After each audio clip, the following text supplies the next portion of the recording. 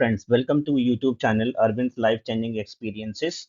बात करने वाले हैं 7 क्वालिटी टूल्स के बारे में। कौन कौन से 7 क्वालिटी टूल्स हैं, आज उनकी बात करेंगे और जानेंगे कि किस टूल का किस तरीके से यूज होता है।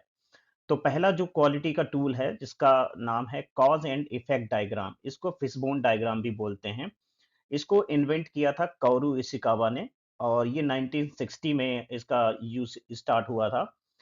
इसको हम जो है ये फिशबोन के नाम से जाना जाता है, इशिकावा डायग्राम के नाम से जाना जाता है। इसका बेसिक का ये होता है कि इसमें हम रूट कॉज एनालिसिस करते हैं। हम जानते हैं कि एक पर्टिकुलर जो प्रॉब्लम आ रही है, उसके बेसिक रीजंस क्या-क्या हैं।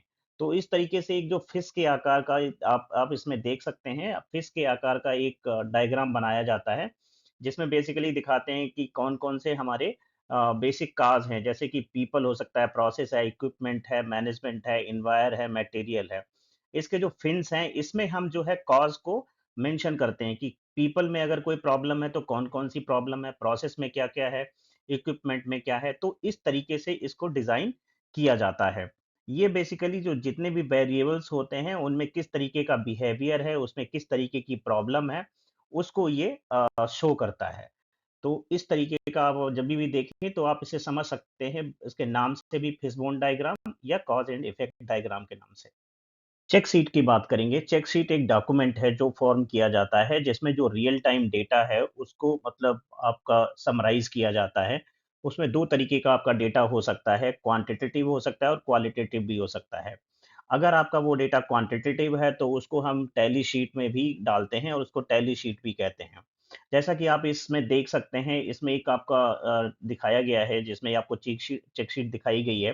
बेसिकली से इसमें जो 5 डब्ल्यूज़ होते हैं उनको ज़्यादा इम्पोर्टेंस दिया जाता है, जैसे कि हू वो किसने चेक शीट फिल करी है, व्हाट मतलब किस तरीके से करी है, उसमें क्या-क्या रिप्रेजेंट किया है, क्या आइडेंटिफिकेशन है उसका, क्या उन्होंने आइडेंटिफाई किए हैं।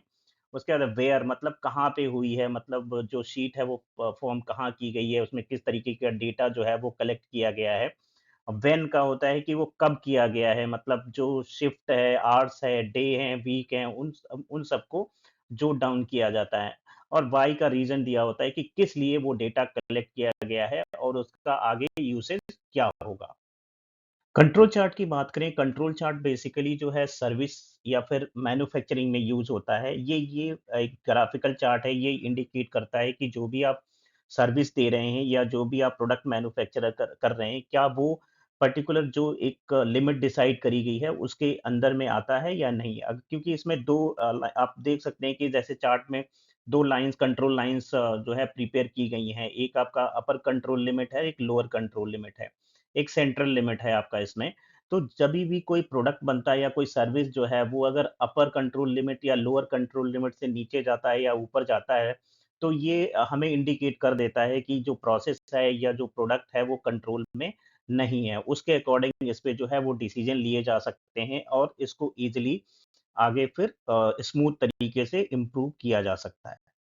हिस्टोग्राम की बात करते हैं। हिस्टोग्राम जो है एक चार्ट है जिसमें बेसिकली ये क्लासिफाई करता है कि जितने भी वेरिएबल्स हैं अ, उन उनको हम देखते हैं कि उनका डिस्ट्रीब्यूशन किस तरीके से हुआ है। जैसे कि काफ़ी सारी अगर प्रॉब्लम्स आ रही हैं तो कौन-सी जो प्रॉब्लम है वो ज़्यादा अकर हो रही है।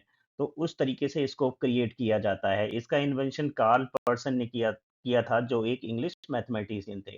बेसिकली ये एक बहुत ही इफ़ेक्टिव टूल है ये जानने के लिए कि कौन-कौन से वेरिएबल किस-किस प्रॉब्लम को ज़्यादा कंट्रीब्यूट कर रहे हैं। परेटो चार्ट का invention mister Wilfred Pareto Italian economist के द्वारा किया गया है।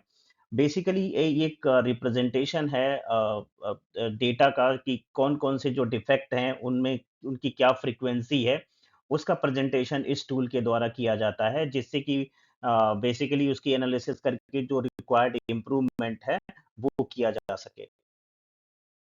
स्कैटर डायग्राम एक मोस्ट पावरफुल क्यूसी टूल है। बेसिकली इसका जो यूज़ होता है वो ये इंडिकेट करता है कि जो 2 वेरिएबल्स हैं वो किस तरीके से एक दूसरे से अटैच्ड हैं। प्लस ये जो कॉज़ और इफ़ेक्ट जो हम एनालिसिस करते हैं, उसको काफ़ी अच्छे तरीके से करने में ये हमारी हेल्प करता है।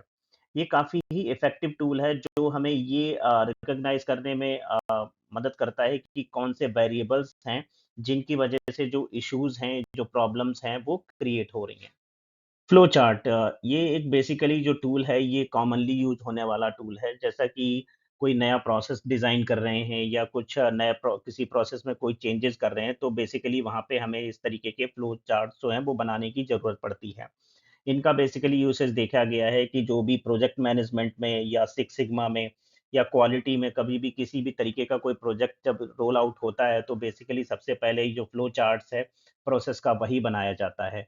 ये हमें रिप्रेजेंट करता है कि हमारा जो प्रोसेस है वो किस तरीके का बना हुआ है और वो किस तरीके से चल रहा है, और इसके बेसिस पे ही हम आगे फाइंड आउट कर पाते हैं कि उसमें हमें और किस किस तरीके के चेंजेस की जरूरत है। तो ये एक बहुत ही इफेक्टिव टूल है और ये कॉमनली यूज़ होता है। अगर आपको ये इन्फॉर्मेशन अच्छी लगी है तो आप इस वीडियो को लाइक करिए और मेरे चैनल को सब्सक्राइब करिए। Thank you for watching.